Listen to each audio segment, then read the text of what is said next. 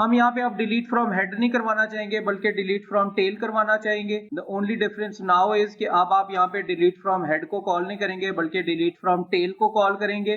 Delete from tail call करते हुए हमारे जो दो केसेस हैं they are exactly the same, एक एम्प्टी लिंक लिस्ट वाला और एक सिंगल नोड वाला।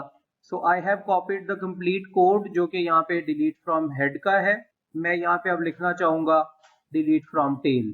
हमारे पास यहाँ पे एम्प्टी लिंक लिस्ट का केस और सिंगल नोड का case is exactly the same.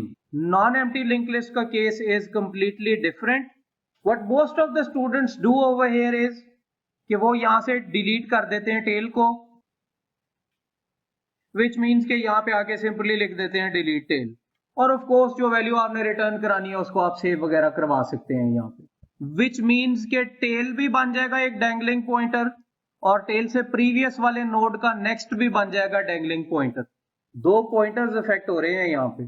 Tell की इफेक्ट को खत्म करने के लिए आपने टेल को पॉइंट कराना है टेल से प्रीवियस वाले नोड के ऊपर। टेल से प्रीवियस के नेक्स्ट को अपडेट करने के लिए आपके पास टेल से प्रीवियस वाला नोड होना चाहिए, क्योंकि आपके पास ये वन वे लिंक लिस्ट है।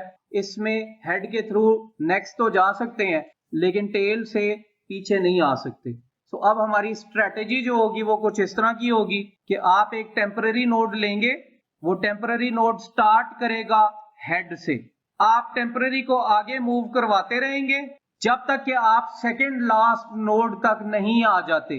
जब आप सेकंड लास्ट नोड के ऊपर आ गए हैं तो फिर आप अपनी डिलीशन का प्रोसेस स्टार्ट कीजिए। हम एक इंटीजर रिटर्निंग वैल्यू का वेरिएबल जरूर बनाएंगे जिसके अंदर हम सेव करवाना चाहेंगे टेल का डेटा, और जब ये कोड खत्म हो जाएगा तो हम रिटर्न करवाना चाहेंगे इस रिटर्निंग वैल्यू को। हाँ, इसके दरमियान जो हमने काम करने हैं वो कुछ इस तरह के हैं। First of all we'll have to create a temporary node जो कि स्टार्ट हो रहा है हेड से। So at this stage I have created a temporary pointer which has started pointing to the memory location of head।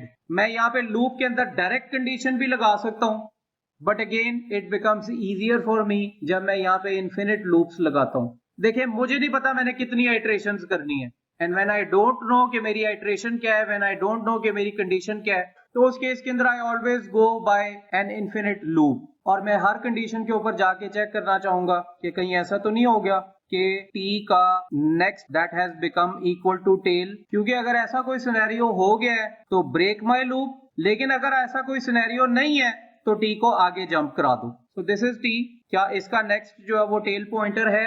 The answer is no. It means कि ये वाली if नहीं चलेगी और आप आएंगे लाइन नंबर 43 के ऊपर which states that t is equal to t arrow head next. So t move कर जाएगा अपनी अगली लोकेशन के ऊपर। लूप आपका दोबारा चलेगा और चेक किया जाएगा कि क्या t का नेक्स्ट इक्वल्स टू टेल है। That's not the case. तो t is equal to t का नेक्स्ट होगा और t चला जाएगा 15 वाले नोड के ऊपर। अब दोबारा चेक होगा कि क्या इस वक्त t जहां पे भी पॉइंट कर रहा है क्या उसका नेक्स्ट इक्वल्स टू टेल है।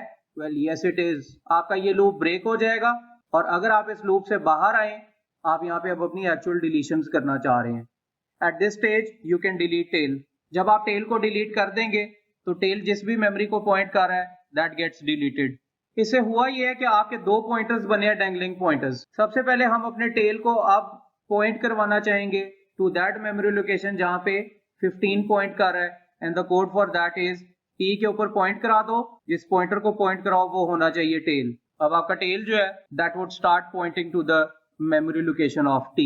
एक और काम करना है आपने, या तो t का नेक्स्ट या टेल का नेक्स्ट हो जाना चाहिए इक्वल टू null ptr। ये करने से अब होगा ये कि अब आपका t या टेल का नेक्स्ट जो कि एक ही पॉइंटर है which was right now a dangling pointer, it no longer remains as a dangling pointer, it becomes a null pointer। जब आपका प्रोग्राम खत्म होगा तो आपका ये t जो है that gets out of scope, और आप जो वैल्यू रिटर्न कर रहे होंगे यहाँ पे that would be the returning value which was the value 99 जो कि हमने ऑलरेडी सेव करा ली थी in the very first line of this particular else over here। Program को अब अगर हम चलाएं तो आप ये देखेंगे कि आपको वैल्यू जो डिलीट होके मिल रही है that is 99 and your new link list is similar to the link list जैसी कि आपको नजर आ रही है हमारी डायग्राम पे।